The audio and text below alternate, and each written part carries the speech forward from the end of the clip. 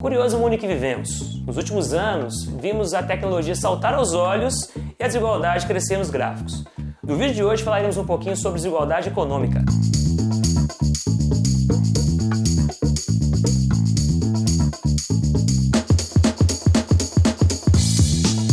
De acordo com um relatório lançado pela ONG Oxfam Internacional em 2014, a desigualdade no mundo está fora de controle e pode levar a um retrocesso de décadas na luta contra a pobreza. Atualmente, 85 pessoas no mundo detêm uma fortuna que equivale às posses da metade da população do planeta. O índice utilizado para medir essa distância entre ricos e pobres é chamado de coeficiente de Gini. Ele apresenta dados entre 0 e 1, onde 0 representa uma perfeita igualdade na distribuição de renda e 1 representa uma completa desigualdade nessa distribuição. Aqueles países com coeficiente acima de 0,5 são considerados países com uma desigualdade econômica severa. Países com índice abaixo de 0,3 são considerados mais igualitários. Nações consideradas desenvolvidas viram esse abismo entre ricos e pobres crescer significativamente nos últimos 30 anos. A China hoje já tem um índice Gini de 0,55. A Espanha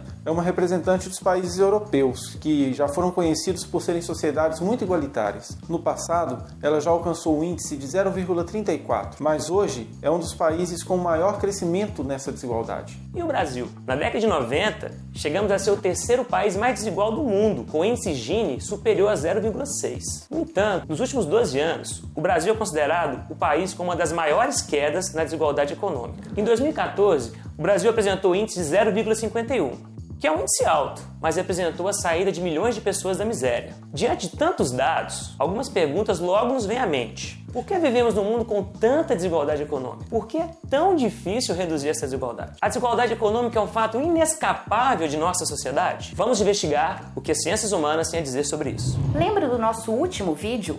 Lá, nós constatamos que todas as sociedades possuem algum critério que hierarquiza sua população. Definimos que o termo sociológico para se referir a isso é estratificação. Na modernidade, com o advento do capitalismo, o mundo começou a viver um tipo muito específico de estratificação, que é a estratificação econômica. Isso significa que as sociedades modernas produzem desigualdades entre os seus membros a partir de uma distribuição desigual do capital. A divisão social, que indica essa diferença na acumulação de riquezas entre os grupos da população, é chamada de classe social. Acredito que todo mundo já ouviu esse termo em algum lugar, certo? Todos nós convivemos com a divisão de classes. Mas até que ponto essa estratificação econômica deve ser aceita? A filosofia tentou responder a isso. E hoje vamos apresentar para vocês duas grandes vertentes que tentaram responder a essa questão das desigualdades. Por um lado, o liberalismo e por outro, Karl Marx.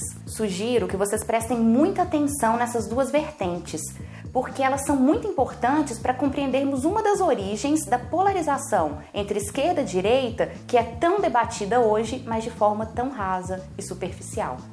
Vejamos o liberalismo. A visão de um mundo liberal que nasce no século XVII é uma forma de pensar a sociedade oposta ao absolutismo, que, como o nome já diz, dava poderes absolutos ao rei. A gente falou disso no vídeo 2 da primeira temporada. No liberalismo, portanto, o indivíduo deve ser livre e precisa ser protegido dos abusos do soberano. Pois bem, para que isso ocorra, todos os indivíduos precisam ter as mesmas garantias e os mesmos direitos. Esse é o princípio básico da igualdade liberal. Tem um texto no site sobre essas chamadas liberdades negativas que vai explicar isso um pouco melhor. Mas isso significa dizer que as sociedades liberais têm que ser totalmente igualitárias? O liberalismo entende que a garantia de liberdades perante a lei é o suficiente para gerar uma sociedade com igualdade de oportunidades. A partir daí, seria cada um por si. Aqueles indivíduos que conseguissem se sobressair pelos seus próprios méritos teriam todo o direito de ocuparem as melhores posições na hierarquia social. O nome dessa perspectiva vocês já devem conhecer, é a meritocracia. Assim, o importante para os liberais seria a igualdade no ponto de partida. Uma vez dada a largada, os indivíduos competem entre si. Os resultados dessa competição poderão sim gerar desigualdades. Alguns indivíduos alcançarão prestigiosas posições, ou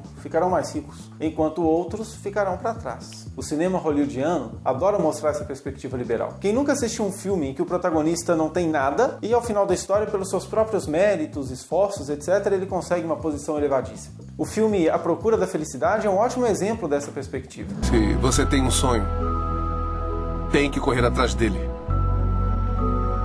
As pessoas não conseguem vencer e dizem que você também não vai vencer.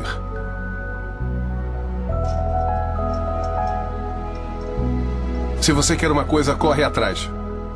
Ponto. Porém, seria correto pensar que a igualdade formal perante a lei é suficiente para garantir uma sociedade com igualdade de oportunidades? E mais, será que, como afirma o liberalismo, algumas desigualdades seriam sempre legítimas? O tão falado Marx não pensa assim.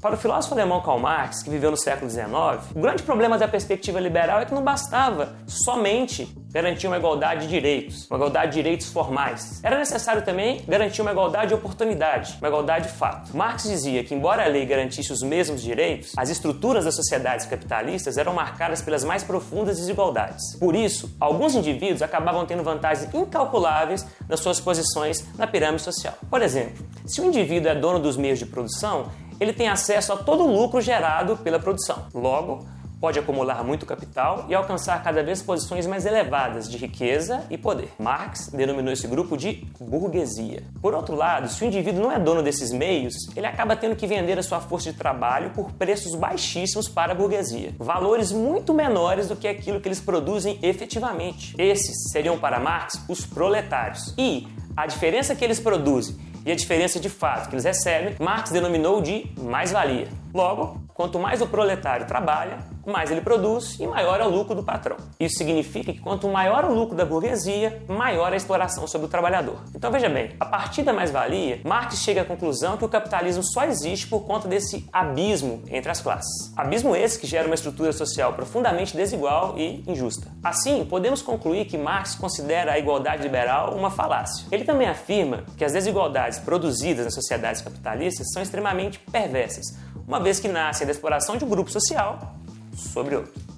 Então, galera, gostou do vídeo? A gente recomenda um texto de Rousseau que está lá no site para vocês complementarem a reflexão que a gente fez. Continua ligado aí no canal, porque semana que vem tem outra desigualdade, depois outra desigualdade ainda. E curte, compartilha, comenta, clica aqui em volta, participa de alguma forma, comunica com a gente que nós vamos te responder e vamos continuar brincando juntos. Beijo para vocês.